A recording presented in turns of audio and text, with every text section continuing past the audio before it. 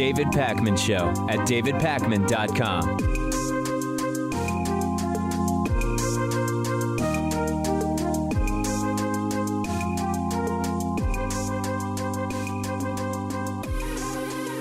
I've been thinking for a while about whether to do this story that I'm going to do right now. And I've been thinking about it generally for a couple of months and more intensely for the last 10 days or so. And the reason I've been hesitant, I'll just be totally upfront with you, is that I know it's going to have a negative impact on my show because of a specific segment of the audience. Let me set it up for you. About 10 days ago, Tim Pool, who's an independent journalist, he says he's center left. He knows I see him as really an antagonizer of the left primarily. We disagree about this. It's no big deal. People disagree about things, and that's totally fine. And he tweeted about 10 days ago, quote, "My lefty friends message me every so often that they are scared of speaking out against the far left because they will get attacked, because they won't push back on the far left Dems, don't see opposition, and embrace woke Twitter. This will lead to Trump's 2020 landslide." And my reaction was, this is Tim agitating again. And I wrote back on Twitter, quote, "I'd be genuinely curious who those lefty friends are. I've never met anyone in lefty independent media who's afraid of just saying what they believe, period. I would love to interview someone prominent who can talk about these fears that they have." And then a few hours went by, and I had to be honest with myself. It's not a fear of the far left that I have, but I am one of those people Tim talked about who is scared about dealing with certain issues in the way I want to deal with them. Not because they go against the, quote, far left, or because I'm afraid of calling out what I see as the far left. I think that's the wrong terminology. But I've been pushed away from talking about certain topics, at least in a certain way, because I've realized there's no upside. My core audience will agree. Right-wingers will disagree, as they often do. But there is this sliver of the left that will be so furious with me that they will wreak havoc over our entire online presence, YouTube, emailing, tweeting, all of this stuff for 2 weeks if I say certain things. And there's really very little upside to doing that. So I want to, before I even go any further, let me be like insanely crystal clear here to avoid any misunderstandings. I'm not having a right-wing awakening, okay? This is not me changing the show to be critical of small slices of the left and focus on them more than they actually deserve to be focused on. This is not me saying I've changed my mind on any political issue. This is me just admitting that I've been sort of pushed away from dealing with certain stories as frequently as I might otherwise deal with them. Because when I tell the truth as I see it about these stories, there is a slice of the left that goes so bonkers that it is simply not worth it. So let's talk about some specifics. I'm going to give you examples of what I mean. And I know that I am causing hell to rain down upon me as a result of doing this, but I'm just going to tell it the way I see it. Just the other day, I got a call from someone who told me, "Hey, David, people of color can't be racist and white people can't be the victims of racism." And I just said it the way I saw it, the way I see it. My position is super clear. In the United States, most frequently, people of color are the victims of racism and not the racists, and white people frequently are the perpetrators and not the victims of racism. But white people can be victims of racism. People of color can be racist, and we need to distinguish between racism and oppression on the basis of race. I haven't said a word about it since I covered it 2 weeks ago, because a small part of the left went absolutely unhinged, made the day-to-day of my online experience insufferable, which I know is their goal. Now, I'm a big boy. I can take it. I'm okay. But it pushes me away from continuing to hit the wasp's nest with a stick every single day. When I talk about Tulsi Gabbard, there is no other 2020 candidate that I can talk about casually, as I sometimes have about Tulsi Gabbard, that will trigger the level of hatred and vile responses as when I mention Tulsi Gabbard. Tulsi is a presidential candidate, polling about 1%. When I talk about other candidates who poll 1%, Amy Klobuchar, Bill de Blasio, whoever, the reactions are to the content of what I say. And if I talk about Tulsi Gabbard, the Tulsi sycophants lose their minds. They smear me. They slander me the way they did to the Young Turks' Anna Kasparian when she did a segment about Tulsi. So do I not talk about Tulsi? No, I talk about her, but I avoid getting too involved. She's polling 1%. She's going to go away soon. Why talk that much about Tulsi when the followers are truly toxic and there is very little upside. Let's talk about the squad, those 4 ethnic minority congresswomen. I basically don't talk about them because I can't do any serious critique without being called a racist, without being told that I am a centrist Democratic establishment shill. Now, you'll notice if you watch the show the last 10 days, I have been covering this absolutely horrible xenophobic racist treatment of the squad by Donald Trump recently, but that's safe, right? If I try to issue any kind of critique of the squad whatsoever, for example, I have questions about their strategy. While very inspired and principled, will the strategy and tactics of the squad achieve legislative goals? Because I view them as lacking the political savvy to understand how coalitions work, to understand how politics achieves things in the United States. And if I have that conversation, and I've tried before, David, you racist. David, you centrist Nancy Pelosi shill. My politics are to the left of Hillary. My politics are to the left of Biden.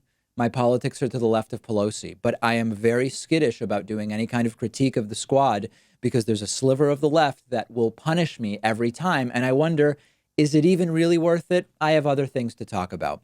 Yesterday on the bonus show, we talked about another issue, which I know is like a tinderbox, issues of gender and parenting around gender and trans issues. There is no stronger supporter of trans rights than me. Use any bathroom you want. I don't care. It should be illegal to fire someone because of their gender identity, because of a change to their gender identity, because of their status as a trans individual. We should use the gender pronouns for people that they want us to use when we address them or refer to them. I'm all for it.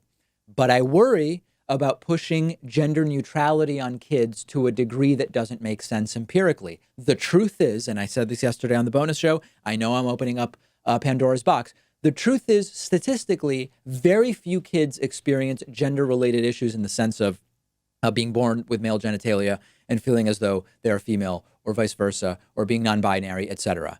And I've seen no evidence that pushing gender neutrality to the degree of don't refer to my baby as he or she, total neutrality with toys and clothes, shielding the children themselves from their gender. I think that there's a good chance this does more damage than good. And the truth is, kids live in the world. They live in society. They will see representations of boys and girls in media. If they have a question about their gender identity, they're going to know it, even if we treat them as boys or girls as they grow up.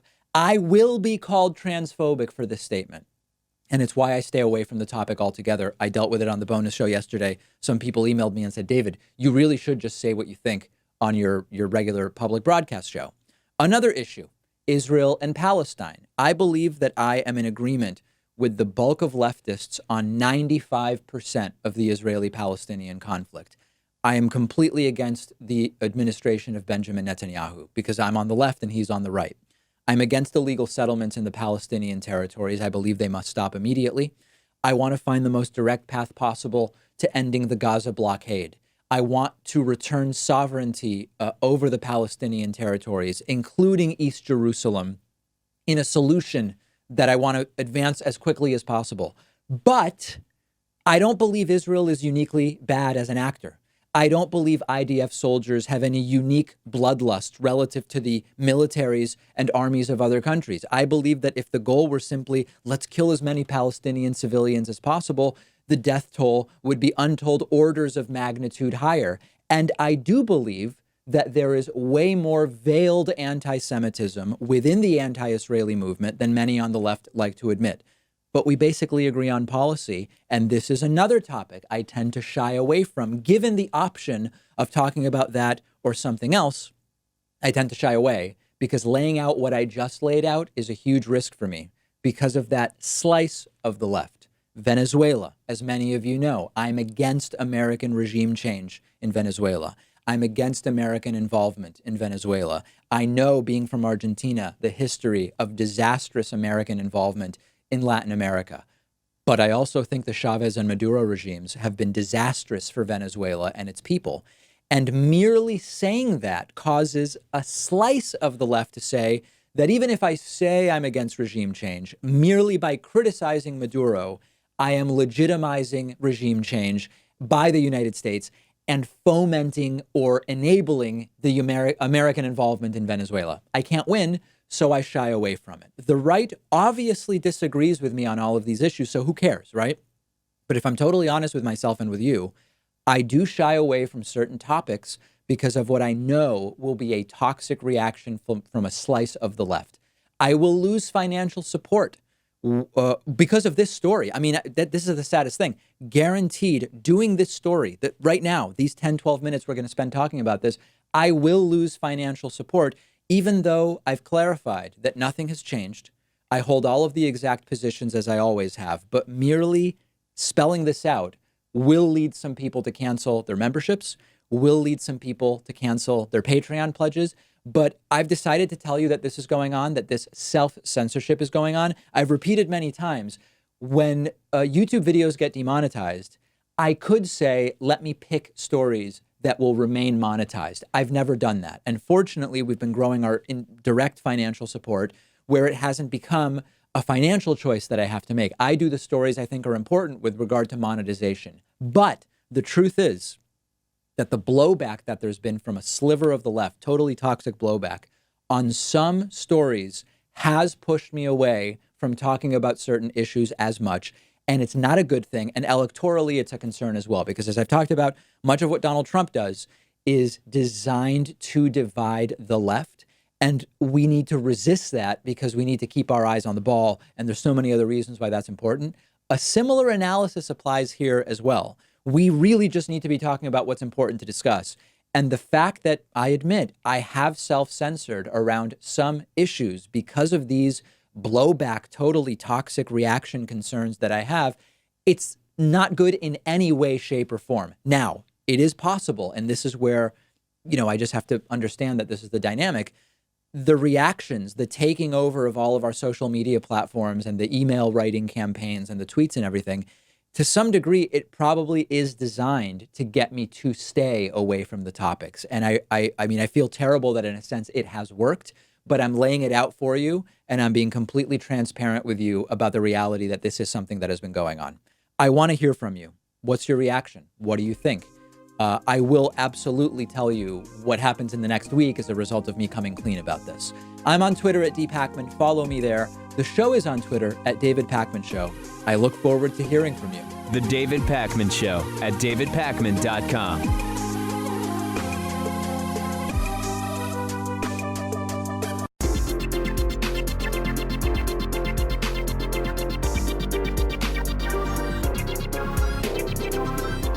The David Pakman Show at davidpakman.com. Today's new members of the day are Sam Rosa and Verna Adolph. Sam and Verna, I really appreciate your support. I invite you to join Sam and Verna. It takes under a minute to sign up for a membership at joinpakman.com. You directly support the work that we do. The longer you stick around, the better it is for everybody. And somebody who's been a member for almost 5 years, today's longtime sustaining member of the day, is Alexandros Tassios. I really appreciate your 5 years of support, Alexandros. Join all of these great people at www.joinpakman.com. Discounts available. Coupon code is ThisIs2020. And of course, alternatively, you can make a pledge of as little as $1 a month on Patreon at patreon.com/David Pakman Show. Okay, we are about to see true, what I call C-SPAN porn tomorrow. C-SPAN isn't normally the place for high ratings and exciting television, but it's usually instead a place for endless government testimony of all kinds. But tomorrow we might actually have arguably the most anticipated C-SPAN type testimony before elected officials, certainly in a very long time, and by far within the Trump presidency. I think a close second will be Michael Cohen's testimony some months ago. I expect former Special Prosecutor Robert Mueller's testimony tomorrow to be extremely noteworthy and newsworthy. You will recall that Robert Mueller filed a report summarizing his investigation into Donald Trump. And in that report, not only did he say he couldn't exonerate Donald Trump of obstruction, actually clarifying if we could have exonerated him, we would have said so. He actually indicated that on 14 possible counts of obstructive acts by the president, All three legal requirements to be criminal obstruction were met on 8 of those 14 possible obstructive acts. And he is going to be testifying tomorrow. And Donald Trump is truly panicking. We don't know what Mueller is going to say, but even if he merely states in clear terms what's in the report, it is going to be devastating to Donald Trump insofar as millions of Americans have no idea what's in the report. I've talked about this before. William Barr, in advance of the release of the Mueller report, put out this propaganda letter, very calculated political document, which was then used by Trump and the people around him to go on a national exoneration tour claiming no collusion, no obstruction. And of course, then the actual report came out, doesn't match in almost any way. When you look at the Barr letter, if you really read the Mueller report, you would say the Barr letter can't possibly be about the Mueller report, can it? Because it bears no resemblance to the content of the Mueller report.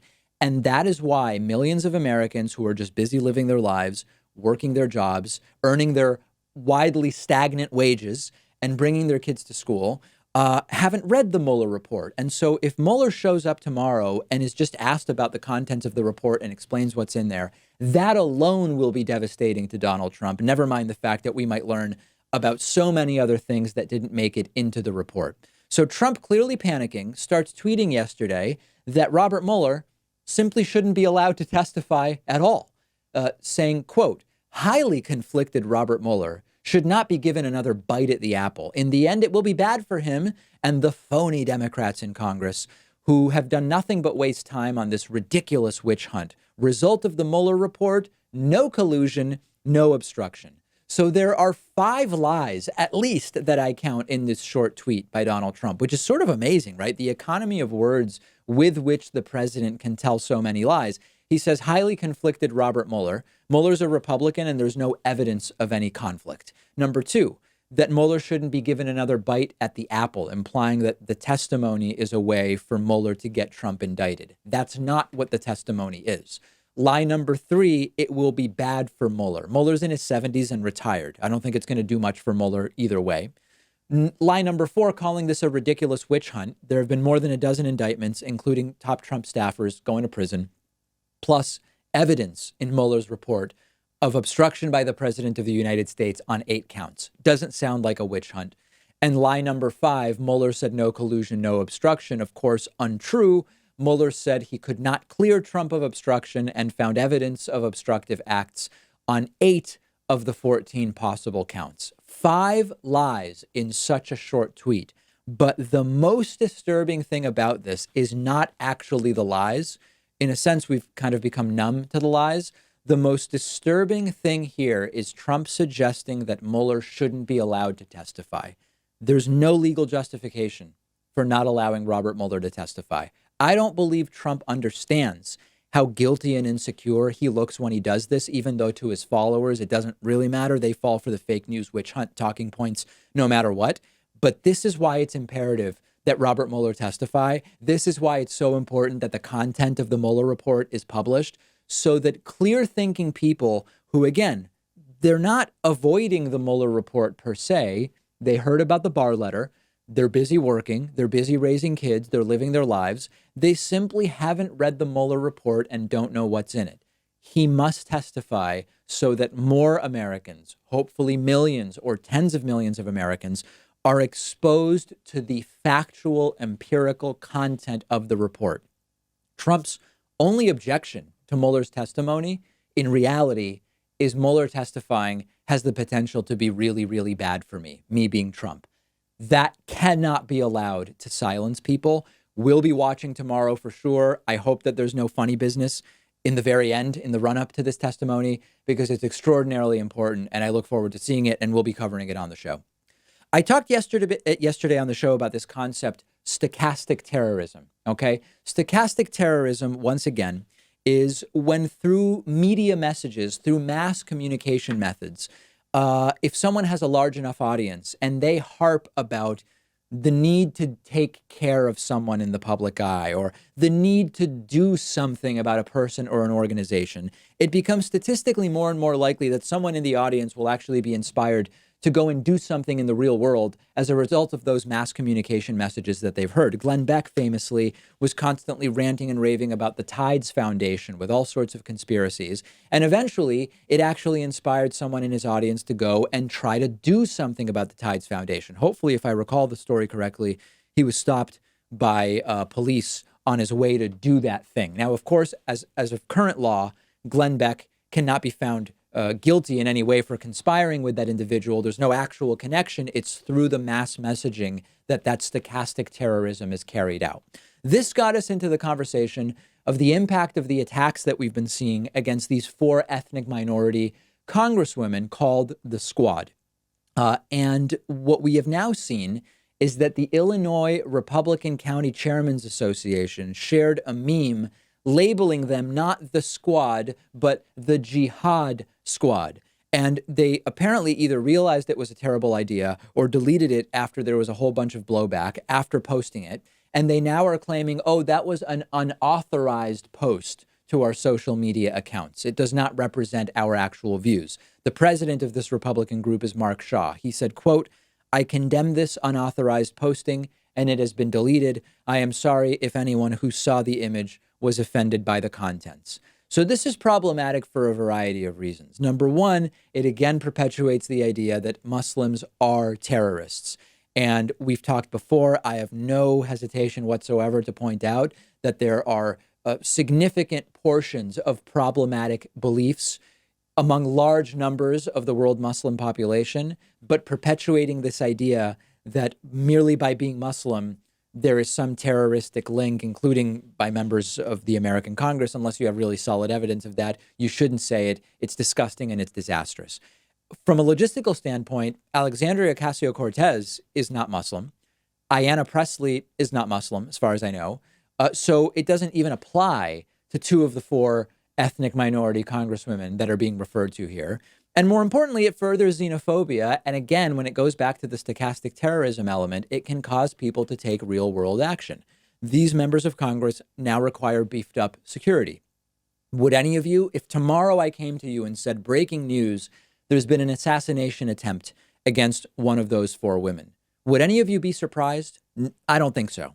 I don't think you can say that that would be a surprising bit of news, given everything that's been going on and the media rhetoric, the rhetoric in media from people on the right about those 4 women. And meanwhile, the Republicans won't pass the 9/11 Victims Compensation Fund, not exactly being tough on terror, right? If you say, hey, we aren't even going to pass this simple thing to actually deal with taking care of the people that have been victimized by actual radical Islamic ideology, rather than just 4 members of Congress that we are slandering in this way. And once again, the defenses are so pathetic. Well, David, they didn't mean Jihad Squad literally. It's symbolism. We just disagree with them politically. When they said send her home at Trump's North Carolina rally, it wasn't literally send her home. It was symbolically saying we disagree respectfully with your politics. When the police officer said Alexandria Ocasio-Cortez deserves to be shot, the police chief said it was inappropriate, but it's not a literal threat from this cop. This cop is not actually going to shoot her. That cop has been suspended, we learned, in the last 24 hours, by the way. And similarly, the Jihad Squad label, now they're saying, well, we're not literally saying they are radical Muslim jihadists. It's just symbolism for we disagree with their politics. The cumulative effect here, I almost hesitate to talk about it because I don't want it to happen.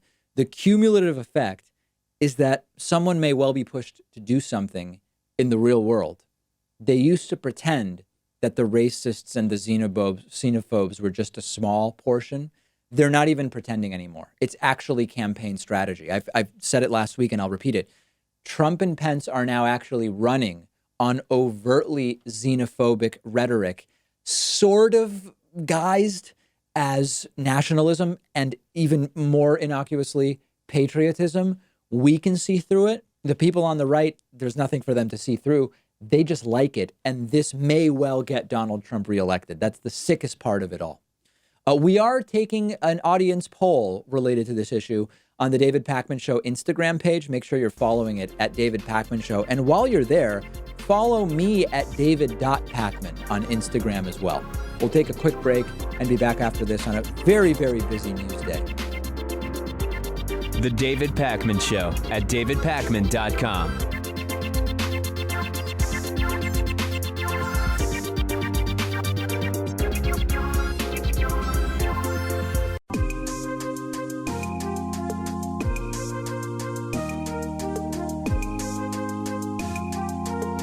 Welcome back to the David Pakman Show. It's great to welcome back to the program today Brian Klaas, who is an assistant professor of global politics at University College London, a columnist for the Washington Post, and also host of the new podcast series, Power Corrupts. Brian, great to talk to you again. Thanks for having me on.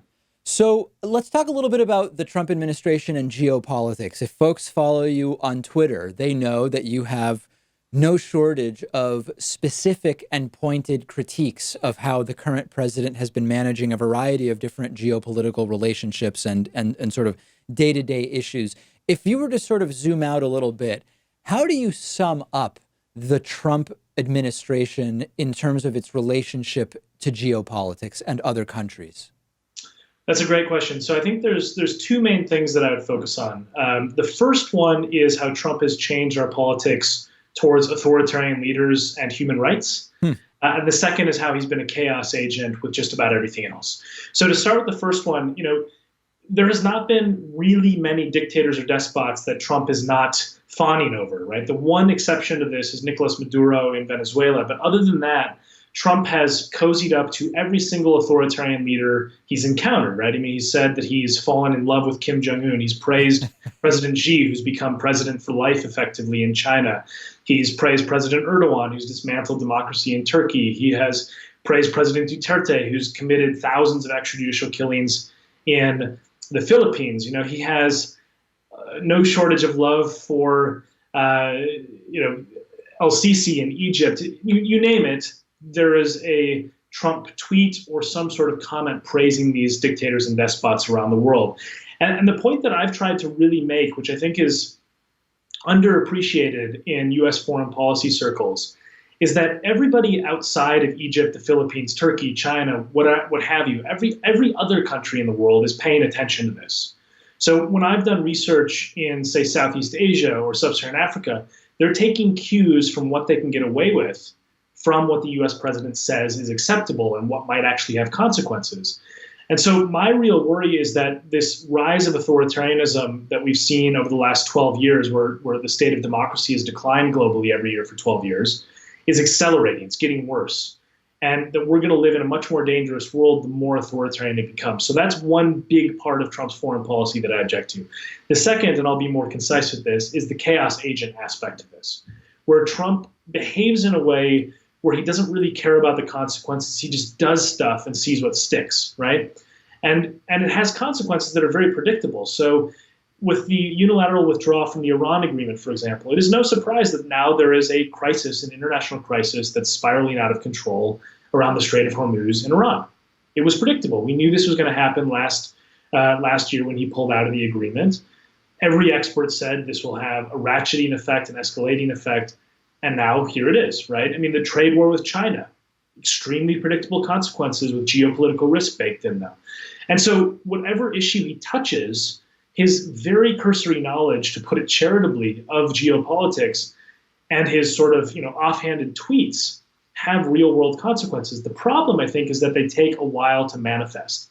And so we haven't seen the catastrophic risk that he's creating come home to roost quite yet, but I suspect we will in the coming year, and that the destabilization is going to get much, much worse in 2020. Well, this relates to two topics I've been talking about a lot. One is the shift of the Overton window to the right, and the other is, and not even to the right, it's more of, it's really towards authoritarianism, actually, as you were pointing out, and the creeping normalization of how we expect a president of the United States to behave and act. And the example I gave is, if on day one of the presidency, Trump wanted to debate caging immigrant children, It would have been too much too quickly. And so you really needed like the 2.5 years where you slowly push the conversation. And then it's like, well, do they deserve soap or don't they deserve soap?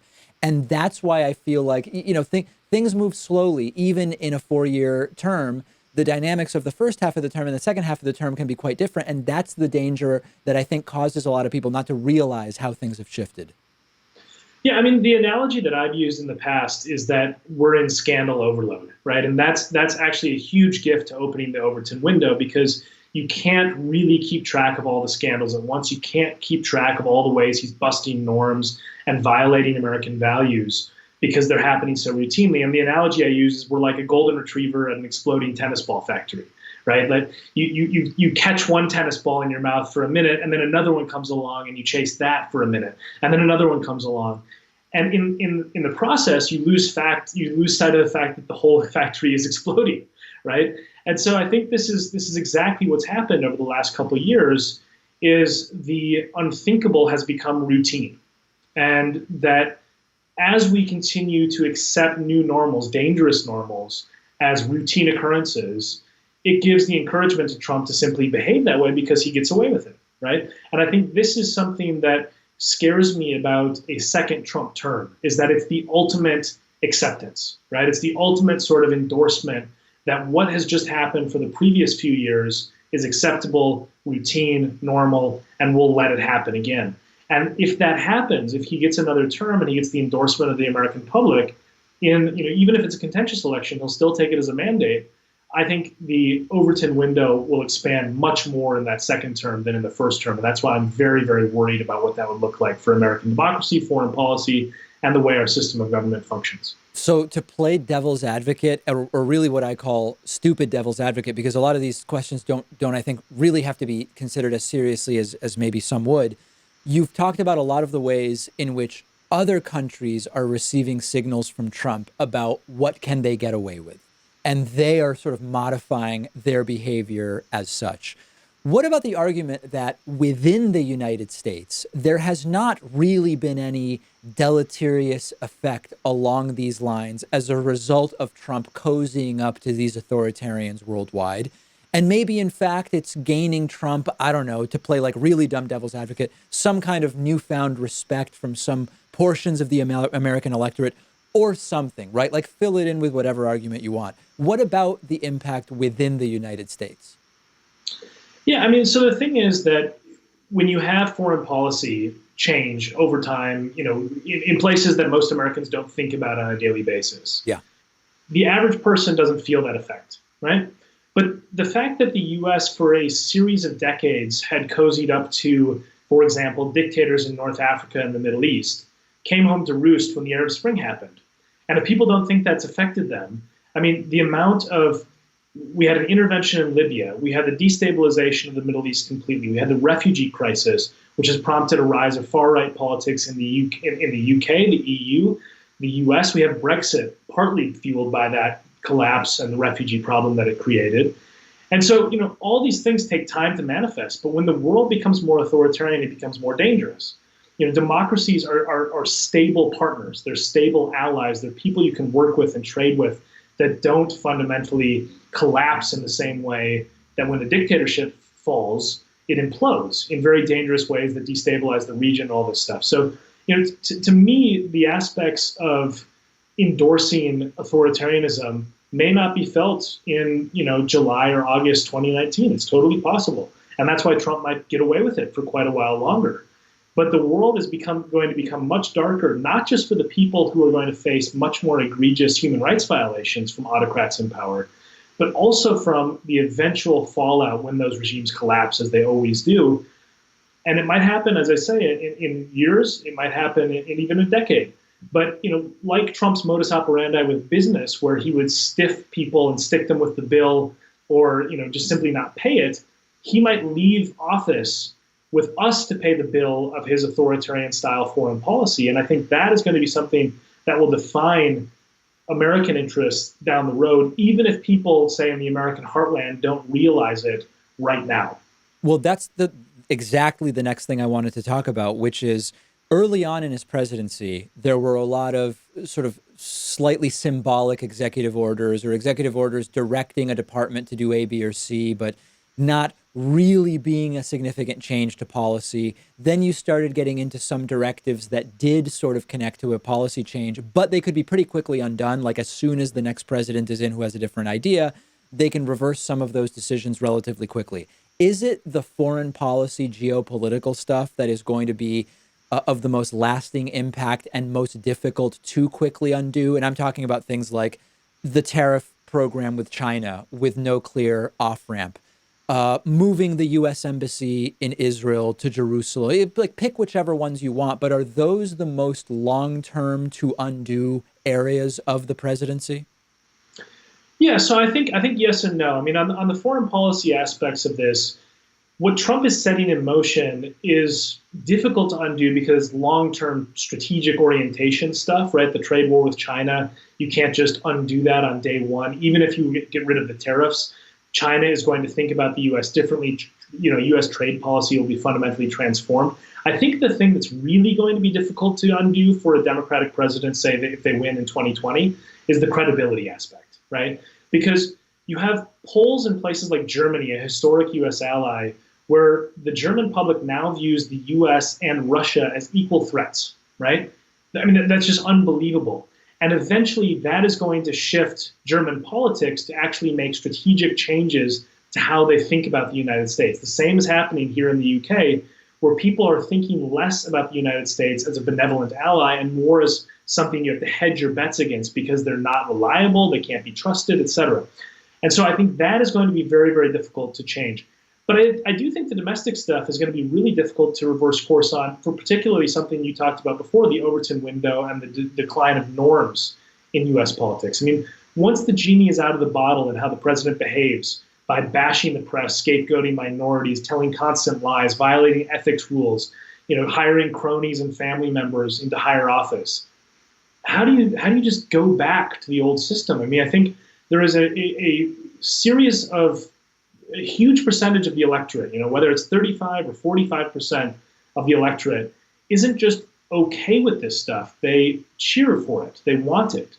And so my worry is that you're going to have the loss of confidence in the United States from people abroad, particularly our allies, at the same time that the Republican Party may be permanently transformed into one that uses Trumpism as its rallying cry.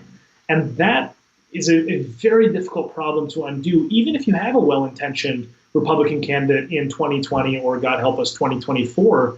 The Republican candidate that comes out in 2024 after Trump loses, hopefully. Yeah. That would be something where the damage is going to take, I think, much more than one election cycle to repair, probably more like decades. And I know that's depressing to hear, but I think it's also true. And it's certainly something that I'm hearing on this side of the Atlantic by people who think about the United States very differently from the Obama years. Yeah, I mean, not that this is in any way analogous, but I was born in Argentina, and after many years of one of the most corrupt presidents in a very long time, Cristina Kirchner, a president who is like a center-right guy, Macri, was able to win even with support from people who would not typically vote for a center-rightist because of the sort of positioning as, I'm going to stop the corruption, I'm going to stop the cronyism. I just don't know that that sort of anti-corruption backlash is as likely to take hold in the United States, given the sort of partisan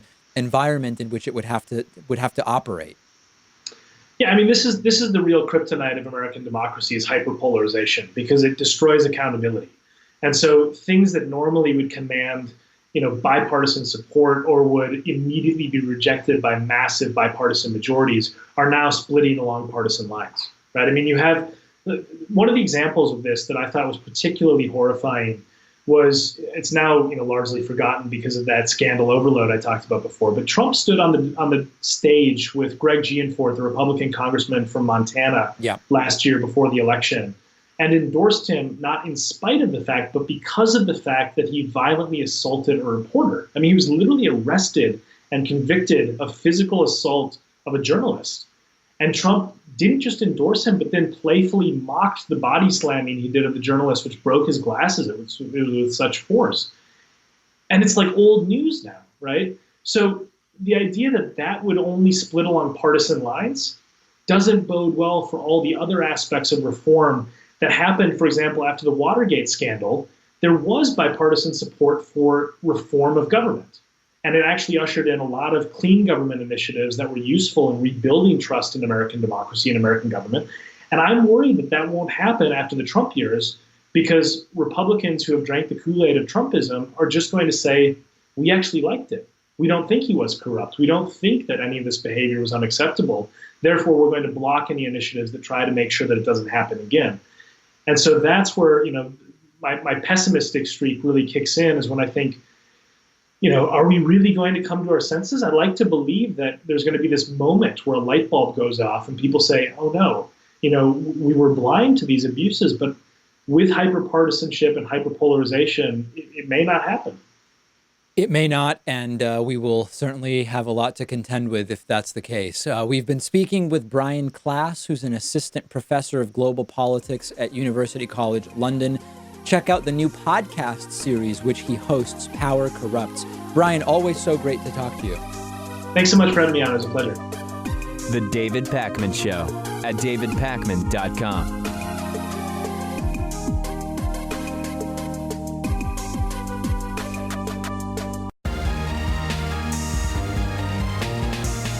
The David Pakman Show at davidpakman.com. So I told you last week, or maybe it was the week before, that when corporate media makes a big deal out of these faux inspirational stories about, Jimmy did a fundraiser for his motorized wheelchair and his classmates came through for him, these really are not inspirational stories. These are really stories primarily about a broken dystopian system that forced little Jimmy to need to do a bake sale for a medical device, which then led to people who understandably felt so horribly for Jimmy that they gave Jimmy some of their money. And these stories really have to stop. And FAIR, which is Fairness and Accuracy in Reporting, did a really good piece about these bogus stories. They call them perseverance porn, which is really a great name for them. So here are some examples. 2-year-old Logan Moore needs a walker. Insurance wouldn't cover it. Home Depot built one from parts. Fox 5 DC proclaimed, "This is awesome." On Good Morning America, donating vacation time to new moms is a trendy coworker baby shower gift. How lovely. Wrong. It's not lovely. Okay. This is a terrible system that doesn't give new moms paid time off. They can't afford paid time off. And we've not decided as a society that this is something that we're going to take care of. There's a whole bunch of other ones that we're putting up on the screen about a 12-year-old boy who raked leaves to afford a gravestone for his friend who died of cancer, a 13-year-old boy who sold his Xbox and did yard work to buy his single mom a car so she could get to work. These are uplifting stories of individual will in a sense. Like, there's no doubt about that. I'm not denying that. But what they really tell us that is notable is how truly dystopian our economic reality has become in the United States. There's no need for these things to happen in the country, right? This is one of the richest countries in the world. As inspirational as we can say the 12-year-old's actions are, or as notable as the resolve of 7-year-old Jimmy is, in order to raise money for his mom's cancer treatment or whatever, it is 1,000 times more disgusting that it's necessary in our country. This is optional. Like, if we decided as a country, we're not going to be allowed in a way that allows this, we're not going to be organized in a way that allows this to happen. That is really the most important thing to me. So to avoid the criticism that I know is coming, I know people will write to me and say, David, are you saying that these aren't nice things people are doing or that we shouldn't applaud them? It's fine. People in bad situations should be doing nice things, and we should recognize that, and it's okay to do that. But I read this example on Reddit, which is a good one. Someone gets caught in the rain and a random stranger gives them an umbrella. That's nice. Rain was the problem and the umbrella was the solution in that case. In a similar but slightly different example, if a homeless person is caught in the rain for years because they're persistently homeless and society simply hasn't decided that we're going to deal with that as an issue right now, and a passerby gives them an umbrella, giving them an umbrella is still nice, But the problem in the second case is the breakdown of our systems, or the fact that they don't exist even to begin with, to deal with homelessness as a systemic problem. That's the difference here. Friendly 80-year-olds who are mowing lawns for money. Someone comes along and buys them a better lawnmower. That's great. That's a nice thing to do. But why are so many people unable to retire in our country, and they have to keep working, including mowing lawns out in the heat at age 80? That's really the problem. And the new lawnmower, as nice as it might be, doesn't actually solve the underlying problem. So cover the stories, that's fine.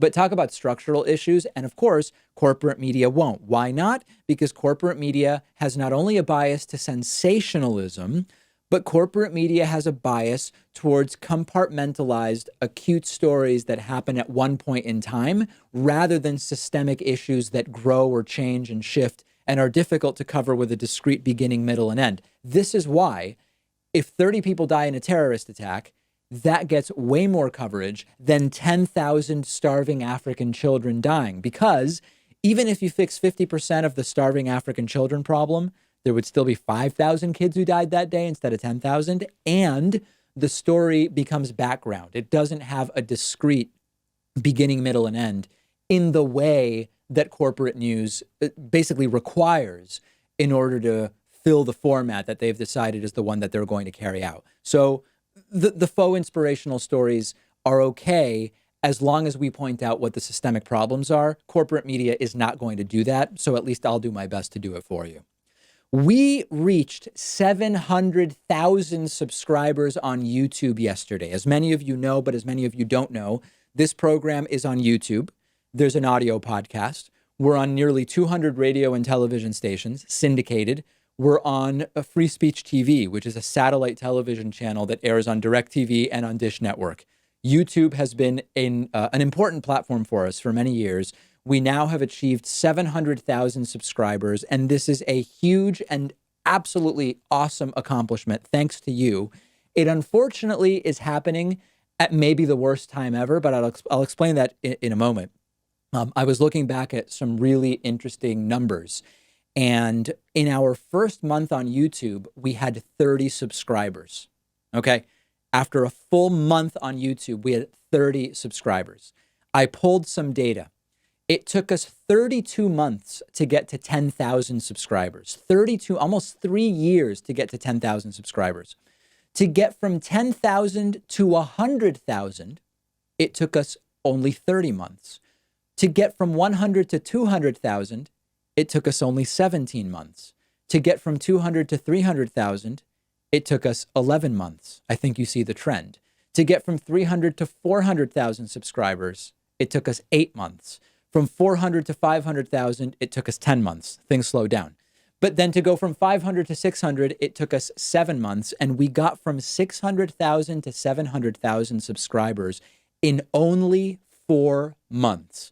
Where would we be today if hundreds of people were not unsubscribed by some kind of glitch in the YouTube system from our channel? I continue to get dozens of emails every single week from people who say, David, I've been subscribed for years. I wasn't seeing your videos. I went to your channel homepage. I wasn't subscribed, so I resubscribed. So that gets to why I said this is an awesome accomplishment, but not at a very good time. We are growing the number of subscribers on the YouTube channel very quickly at a time when YouTube is deprioritizing independent news and politics content in favor of corporate legacy media channels. Not good. YouTube is increasingly demonetizing our videos. Even when people watch them, very often the videos don't have ads playing, meaning that we lose the revenue on those videos.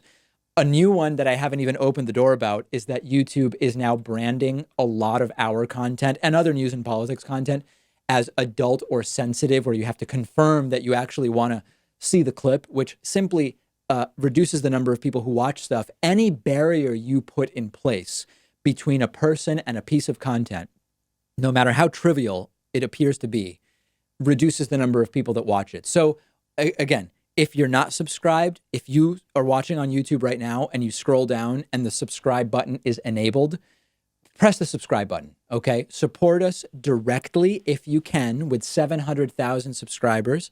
Imagine if 2% signed up for membership or Patreon, this is the best way to support programs you like.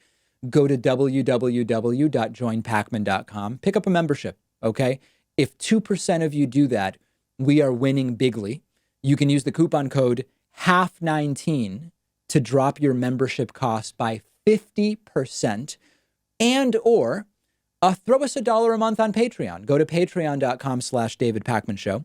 $1 a month is great. $2 a month is fantastic. Imagine if just 2 or 3% of our audience gave us $1 a month on Patreon. Wouldn't that be a great thing? So the big picture message, the YouTube channel is growing bigly when it comes to subscribers. We are doing our best to deal with all of the other challenges happening, but thanks to everybody. I mean, it's been years. And now I really do think the next big goal is 1 million at this point. Yes, we'll talk about 800,000. We will talk about 900,000, but 1 million is the goal.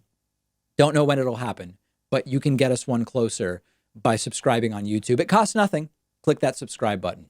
Okay, we have a voicemail number. That number is 219-2-DAVID-P. Here is an example of a Trumpist who is so deep in conspiracy and bogus talking points that I don't really know how to reply to them, but I do want to let you know that these people exist and they're allowed to vote, which is why we need to vote to counteract them. Take a listen. Yeah, I'm watching the show right now and talking about President Trump and President Obama. President Trump is probably one of the best presidents we've ever had. And I don't understand why our society just doesn't wake up and see it. When Obama was president, we had been infiltrated at the highest level. And you guys never caught on to that. But look at everything he did. It was none of it was pro-USA. He aided and abetted our enemies, Iran. He weaponized the FBI to spy on us. Hillary was selling our uranium. That's for our nuclear weapons. Obama never funded our military. They were making our country ripe for picking. Thank God they didn't get in, and it's vitally important that we vote for President Trump. Have a good day. Yeah. I have no response other than to say, that's what we're fighting against, okay? You can't convince that person to vote for someone other than Trump. They may live in a state where it doesn't really matter because Trump's going to carry the state. Our focus needs to be find reasonable people and tell them it's really important to vote, because you are not going to convince that Trumpist mess who has devolved into all sorts of ridiculous conspiracies to reconsider his opinion, okay? It's get out the vote, not convince Trumpists to vote for a Democrat. That's not the name of the game. Great bonus show today. We'll talk about Boris Johnson becoming the British Prime Minister. We will talk about a $700 million settlement for Equifax after this massive breach. I actually, my identity has been pseudo-stolen, I believe, as a result of that breach. I'll talk about it on the bonus show today. Get access to the bonus show. Become a member or a patron. I'll speak to you then.